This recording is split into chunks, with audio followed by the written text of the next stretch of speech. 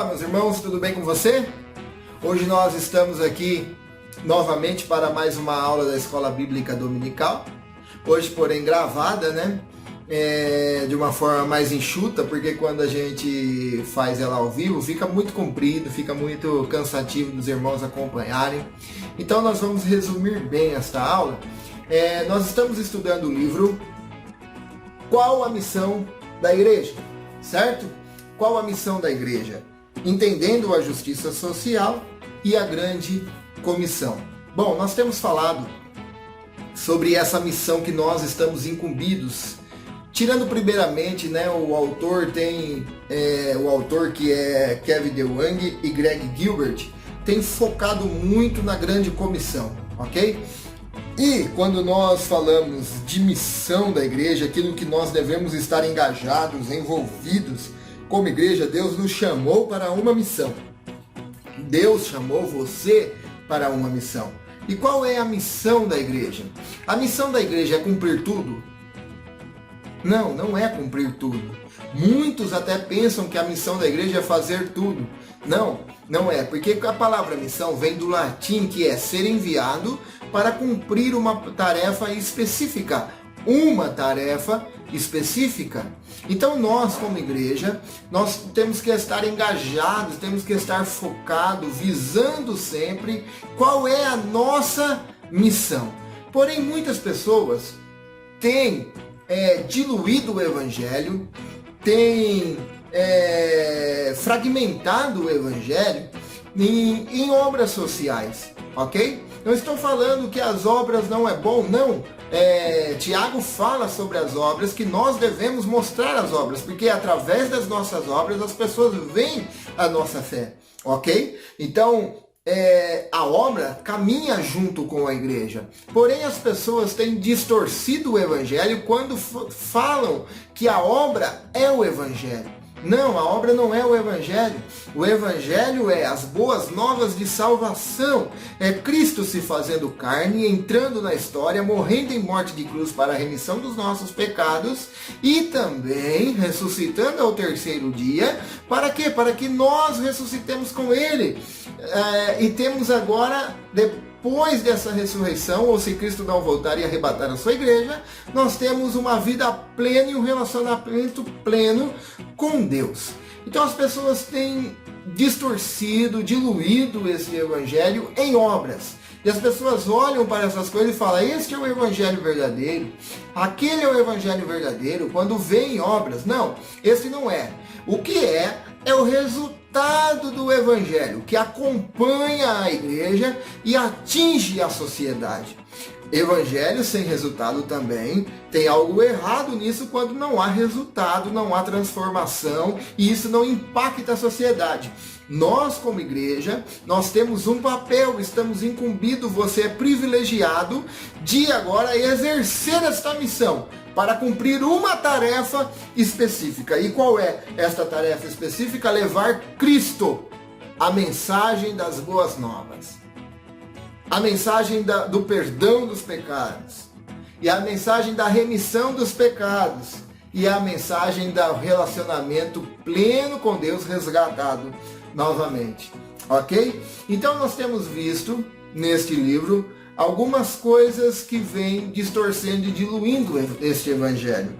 Nesse capítulo 4 que nós vamos estudar hoje, o autor coloca o título 4, que é Não Compreendemos Todo o Evangelho, Entendendo as Boas Novas. Então eu vou dar uma boa resumida aqui, neste capítulo 4, porque é várias páginas, e assim nós iremos ser acrescentado no nosso conhecimento, e para que isso também venha surtir efeito em nossas vidas. Você pode depois estar enviando pergunta, ou estar pedindo um PDF desse livro, para também estar acompanhando. Bom, o autor inicia contando uma história real que alguns anos atrás, em um jornal via online, saiu uma matéria escrito: o nosso evangelho é muito pequeno.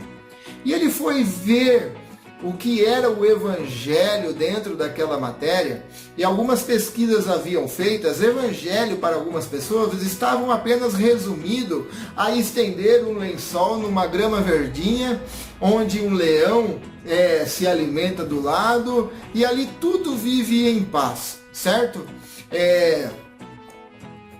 Querendo dizer que o conhecimento deles disso sobre a eternidade bastasse, independente se estavam cumprindo a sua missão como igreja, ok? Bom, e o autor vem falando então sobre o fato que essa pergunta, se o evangelho é realmente pequeno, o que ele inclui e não inclui tem causado controvérsia entre os evangélicos. Então os evangélicos, o autor aqui coloca dois grupos no meio destes evangélicos, que é o grupo que tem um foco amplo. Quem é esse grupo de foco amplo? O grupo de foco amplo são aqueles que acreditam em todo esse resultado, que vem o resultado, certo? Mas que é o evangelho também, ok? Todas aquelas promessas incumbidas por Deus que vêm como resultado do evangelho, mas para eles são o evangelho também. Então este é o grupo de foco amplo que o autor tem trabalhado, e também tem o grupo de foco restrito, ok? Que são os resultados através do evangelho, ok? Então, o autor, ele traz aqui a ideia de Mateus capítulo 4, versículo 23, que Jesus passava pela Galileia, ensinando nas sinagogas, pregando o evangelho do reino e curando toda sorte de doenças e enfermidades. Esta é a primeira menção do evangelho no livro de Mateus, certo? Portanto, deveríamos esperar que o evangelista nos desse uma explicação do que estava incluindo neste evangelho, ok? E ele faz isso, ele faz o versículo 17 deste mesmo capítulo, onde relata que a mensagem que Jesus pregava, pelo menos em resumo, era a mesma que João também pregava. Lá, se não me falha a memória, capítulo 3, né? Que João apareceu anunciando que o reino de Deus estava próximo. Arrependei-vos, ok? A diferença é que quando João fala sobre o reino de Deus está próximo, quando João aparece pregando o reino dos céus, dizendo arrependei-vos que o reino dos céus está próximo, João estava enfatizando que ele já estava para chegar, ele estava próximo, estava se aproximando, ok? Então, João aparece e fala assim, o reino de Deus está próximo, ele está chegando, arrependam-se dos seus pecados, certo? Agora, quando Jesus vem pregando o reino dos céus e diz que está próximo, Jesus quer dizer que ele está de fato ali. Jesus quer dizer que o reino dos céus chegou. Lembra-se de Lucas, né? Capítulo 4, quando Jesus começa, nós falamos sobre isso nas aulas passadas, que Jesus abre o rolo, né, e começa a pregar: o Espírito do Senhor está sobre mim, pelo que me ungiu para evangelizar os pobres, enviou-me para proclamar libertação aos cativos e restauração da vista aos cegos, para pôr em liberdade os oprimidos e apregoar o ano aceitável do Senhor, ok? E aí ele fala: hoje se cumpriu as Escrituras, e fecha o livro, ok? Bom, essas palavras causaram agitação nas pessoas. Imagine você esperando o libertador social, você esperando aquele que traria consigo as promessas de Deus para o reino de Israel, aquele que iria resolver os seus problemas terrenos. Agora fala: este momento chegou. No versículo 22, você vai notar que eles falaram palavras agradáveis a Cristo.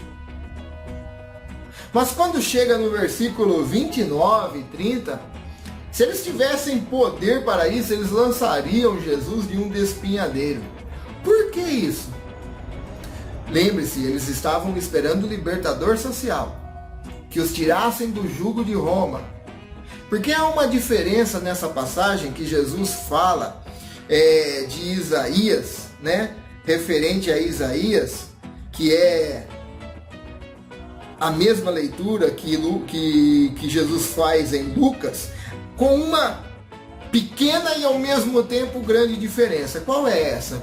É que Jesus faz a leitura, mas ele vem com uma mensagem da graça, a mensagem da anunciação das boas novas. Porque lá em Isaías, no texto, está escrito também que após apregoar o ano aceitável do Senhor, diz-nos também, tem uma vírgula, e o dia da vingança do nosso Deus. Agora imagine vocês, Jesus lendo o texto na sinagoga, e aí eles acompanhando com sua mente, e de repente essa parte pula. Como assim? E o nosso libertador social, aquele que iria nos libertar desse jugo de Roma, aqueles que resolveriam os nossos problemas econômicos, políticos, que iria trazer paz à nossa nação. E a vingança? Onde fica? Certo? Jesus não leu essa parte. Este não era o dia da vingança. Ainda não. Não seria o dia. Um dia ainda será, mas ainda não. É o ano do favor, o tempo das boas novas. E com isso trouxe uma certa... os judeus fizeram uma certa restrição. Por quê? Porque eles esperavam o Cristo que iria resolver, solucionar os seus problemas. Certo? Até hoje, tem muita gente esperando esse Cristo libertador social. Até hoje, tem muita gente esperando esse Cristo solucionador de problemas. O Cristo milagreiro, né? Tem muita gente esperando esse Cristo, o Cristo vingativo, né? Tem muita gente aguardando esse Cristo, ok? E quando ele não satisfaz, nós criamos restrições a esse Cristo, né? E foi isso que os judeus fizeram. Por quê? Porque no capítulo 61 de Isaías, depois começa a contar a história da reconstrução de Jerusalém, da paz que reinaria, dos seus governos, que seria o melhor governo, e assim se vai, ok? Então eles contam, eles esperam esse Cristo, mas Cristo não vem dessa forma. Por quê? Cristo vem com o Evangelho. Então tem muita gente neste foco amplo acreditando que o Evangelho são as promessas de Deus, certo? Não que não tem as promessas, tem, mas elas têm que passar por outro tipo de Evangelho. Então você poderia me dizer, então há dois Evangelhos? Não, não há dois Evangelhos. E nós iremos ver aqui. Não. Então, o outro grupo que o autor enfatiza é o grupo do foco restrito. E eu quero ler uma passagem com você. Esta é a palavra de Deus, que Deus enviou aos filhos de Israel, anunciando-lhes o Evangelho da paz, por meio de Jesus Cristo. Este é Senhor de todos. Dele todos os profetas dão testemunho de que por meio de seu nome, todo aquele que nele crê, recebe remissão de pecados. Bom, este é o sermão de Pedro, né? Que jamais Pedro pensou, imaginou que iria pregar esse sermão, o Senhor de todos. Lembra que Pedro era judeu no talo mesmo, né? Ele, quando ele recebeu a visão para pregar a Cornélio, falou, como assim, né?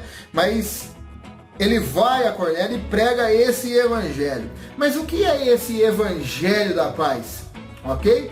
O que é o evangelho da paz? O melhor entendimento é que as boas novas da paz se refere à última frase do sermão de Pedro. Qual é a última frase?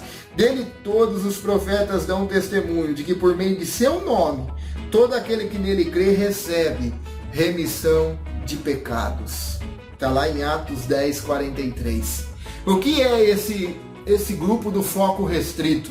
É aqueles que creem que o Evangelho é aquele que foi anunciado pelos profetas para aqueles que se arrependessem, receberiam paz, ok? A expressão todo aquele na sentença é crucial porque Pedro está mais do que pouco surpreso em estar pregando esse sermão para essas pessoas pela primeira vez. Para sua admiração, o Evangelho da Paz é todo aquele que crê em Jesus. Não apenas judeus. Quebra-se aqui o conceito de Pedro, né? Que era só para os judeus. Recebe agora essas pessoas que por meio do nome de Cristo são remidos dos pecados, e agora eles são reconciliados e trazidos a paz com Deus, ok? Essa paz com Deus não é a paz de Deus, a paz de espírito, não, essa paz com Deus que o Evangelho faz, esse é o poder do Evangelho, que nos dá paz com Deus, é a paz do inimigo de Deus. É a paz que nós éramos inimigos de Deus e agora nós temos paz com Ele, por meio do Evangelho, as boas novas de salvação, Cristo Jesus. Ok? Bom, então, este é a turma do foco restrito, aonde diz que o Evangelho é apenas muito grande, ok? Mas que é o anúncio das boas novas. As promessas são resultados daqueles que receberam a remissão de seus pecados, ok? O autor também, ele afirma que o Evangelho consiste em 4 cláusulas principais. Qual é essas cláusulas principais do Evangelho? Cristo morreu pelos nossos pecados segundo as Escrituras, foi sepultado e ressuscitou ao terceiro dia segundo as Escrituras, e Cristo apareceu a Cefas e depois aos 12, ok? Você pode perceber facilmente que este credo está estruturado em torno de 2 fatos chaves, que é Cristo morreu pelos nossos pecados segundo as Escrituras e ressuscitou ao terceiro dia segundo as Escrituras, ok? Então o Evangelho é Cristo se fazendo carne, entrando na história, morrendo pelos nossos pecados e ressuscitando também segundo as Escrituras. Cada um desses fatos é seguido por um fato histórico e confirmatório. Quais são esses fatos? O sepultamento de Cristo confirma que ele morreu realmente. E a aparição a Pedro e aos 12 confirma que ele ressuscitou verdadeiramente. Ok? Então, o autor aqui, ele enfatiza 4 cláusulas, que é Cristo morreu. O Evangelho é Cristo morreu pelos nossos pecados, segundo as Escrituras. Foi sepultado, um fato histórico e confirmatório, ok? E também ressuscitou, segundo as Escrituras, ao terceiro dia. E viram, mais um fato confirmatório, e Pedro, Cefas e depois os 12, ok? 1 Coríntios capítulo 1, versículo 17 e 18, porque não me enviou Cristo para batizar, mas para pregar o Evangelho, não com sabedoria de palavra, para que não se anule a cruz de Cristo. Certamente a palavra da cruz é loucura para os que se perdem, mas para nós que somos salvos é poder de Deus. Então o que eu quero enfatizar, que eu gostaria, eu particularmente, gostaria de chamar como esse grupo da visão restrita, que o autor dá o nome aqui, que é o foco restrito, eu gostaria de chamar assim desse nome, o Evangelho da Cruz, certo? Então você pode falar assim, mas então há 2 evangelhos, o Evangelho do Reino e o Evangelho da Cruz, certo? Não há 2 evangelhos, há somente um Evangelho, o outro vem como resultado do Evangelho. Então, não há 2 evangelhos, há um Evangelho. Ok? Há somente um Evangelho e não 2, ok? Sobre essas coisas que nós comentamos, o autor aqui coloca que ele participou de uma conferência, ele foi abordado também quando perguntaram para ele se haveria então dois evangelhos, o evangelho do reino e esse que eu coloquei como o evangelho da cruz, certo? Ele diz, há somente um evangelho, uma mensagem das boas novas. Mas os escritores do Novo Testamento parecem não ter tido qualquer problema em ver de maneira abrangente ou de maneira limitada aquela mensagem única. Às vezes contemplavam todo o panorama das promessas de Deus e o chamavam de evangelho. Outras vezes se focalizavam especificamente no perdão dos pecados e chamavam isso também de evangelho. Em segundo lugar, é que o evangelho do reino inclui necessariamente o evangelho da cruz, ok? Você não pode proclamar todo o evangelho se deixar de fora a mensagem da cruz, ok? Você não pode dizer de promessas se você deixar de fora a mensagem do arrependimento, da remissão dos pecados, certo? Se você deixar de fora a mensagem da cruz, ainda que fale por 1 hora sobre todas as outras bênçãos que Deus tem em estoque para os redimidos, fazer isso seria como você segurar a maior quantidade possível de folhas e dizer que está segurando toda a árvore. A menos que essas folhas estejam conectadas ao tronco, você não tem a árvore, ok? Então, todas essas bênçãos, essas promessas, vêm através da cruz, o evangelho da cruz, certo? De igual forma, a menos que as bênçãos do evangelho do reino estejam conectadas com a cruz, não temos o evangelho de modo algum, o autor diz aqui. Examine novamente aquela passagem de Mateus e Marcos, nas quais Jesus pregava a chegada do reino. Se você examinar atentamente, observará que Jesus nunca pregava simplesmente está próximo o reino dos céus. Olha que coisa boa. Se você chegar e anunciar está próximo o reino dos céus, certo? Porém, toda a chamada de Jesus de estar próximo vinha também com um aguardo de resposta. E qual era o aguardo da resposta que Jesus estava esperando? Arrependei-vos, ok? Então você vê como o reino dos céus, para se entrar, fazer parte, viver agora como um cidadão do reino dos céus, depende do evangelho da cruz. E qual é o evangelho da cruz? Arrependei-vos, certo? Arrependei-vos porque está próximo o reino dos céus. Ou o reino de Deus está próximo, portanto, arrependei-vos e crede no evangelho. Então as pessoas não adiantam só anunciar as promessas, ok? As promessas só virá se ela passar pelo evangelho da cruz. O evangelho de que Cristo, novamente, vamos lá? Cristo se fez carne, entrou na história, morreu em morte de cruz para a remissão de nossos pecados e ressuscitou ao 3º dia. E aí, porque você crê nesse evangelho, você se arrependeu dos seus pecados, o Espírito Santo te levou ao arrependimento, agora você participa de todas essas promessas que Deus tem para aqueles que são teus, todas as bênçãos que Deus tem para aqueles que são teus. Mas primeiro passa pela cruz, o evangelho da cruz, o evangelho do arrependimento, o evangelho da remissão dos pecados, ok?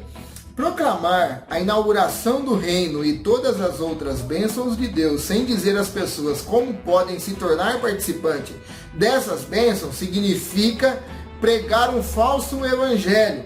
Na verdade, significa pregar um anti-evangelho, porque você está apenas explicando coisas maravilhosas das quais os ouvintes pecadores nunca terão a oportunidade de tomar parte. O evangelho de reino, no sentido amplo, o evangelho não é meramente a proclamação do reino, é a proclamação do reino juntamente com a proclamação de que pessoas podem entrar no reino. Por meio do quê? por meio do arrependimento e da fé em Cristo Jesus, ok? Então, quando nós anunciamos somente as promessas, que o reino de Deus está próximo, quando nós anunciamos somente as bênçãos, nós não estamos pregando o Evangelho. Quando nós anunciamos somente coisas boas, que a mensagem da cruz é boa, diga-se isso, né? Mas quando nós deixamos esta parte de lado, nós não estamos anunciando o Evangelho e também não estamos cumprindo a nossa missão, que a nossa missão é ser enviado para cumprir uma tarefa específica, pregar o Evangelho, anunciar as boas novas de salvação, e não as promessas, ok? As promessas você pode anunciar, mas se você anunciar as promessas sem anunciar o Evangelho da cruz e o Evangelho do arrependimento, isto não é um Evangelho, isto é um falso Evangelho, um anti-Evangelho, ok? Então, o autor diz isso daí, que para nós anunciarmos o reino, nós temos que anunciar como fazer parte do reino. Para nós anunciarmos as promessas que Deus tem para o seu povo, nós temos que anunciar como fazer parte das promessas. E aí entra a pregação do Evangelho, que é o Evangelho da cruz, o Evangelho do arrependimento, para Cristo remir os nossos pecados através da nossa fé que nós temos em Cristo. Certo?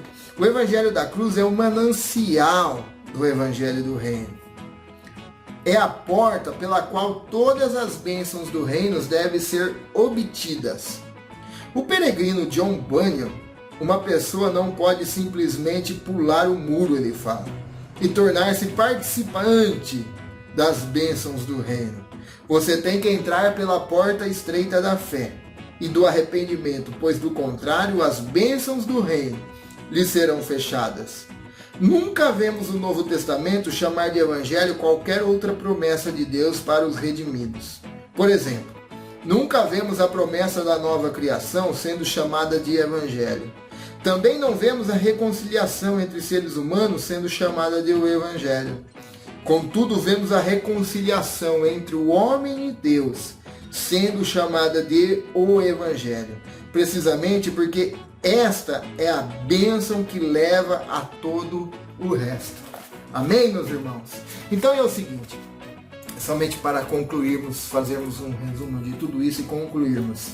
Não adianta nós anunciarmos as promessas, anunciarmos as bênçãos, ou então olharmos para algumas coisas e dizermos, isso é o Evangelho, né? Não apenas basta anunciarmos o reino, se nós não anunciarmos como entrar no reino, como fazer parte desse reino, como ser súdito desse rei. Se nós não anunciarmos isso, nós não estamos anunciando o Evangelho, pelo contrário, nós estamos anunciando um anti-evangelho, um falso evangelho. Como o autor disse, não tem como, né? O John Bunyan no livro O Peregrino, ele diz que uma pessoa não pode simplesmente pular o muro e tornar-se participante das bênçãos do reino, se ela não passar pela porta estreita da fé. Não tem como ela pular de um muro para o outro, existe uma porta, e esta porta se chama o Evangelho da cruz, do arrependimento. E se nós não pregarmos isso, as pessoas vão apenas ouvir, mas não vão entrar para dentro. Não vão fazer parte deste reino. E aí o autor conclui dizendo que, olha, você não vê falando sobre as promessas e sendo chamado de evangelho. Você não vê na Bíblia as bênçãos sendo chamadas de evangelho. Você não vê obras sociais sendo chamadas de evangelho. Mas você vê Cristo restaurando o relacionamento entre Deus e o homem e chamando isto de evangelho. Amém? Que você reflita e que você cumpra a sua missão pregando o evangelho. Anuncie as promessas, anuncie as bênçãos, anuncie o reino, Mas não se esqueça, como essa pessoa pode fazer parte desse reino. E só há uma forma, apresentando o Evangelho da cruz. O reino dos céus está próximo.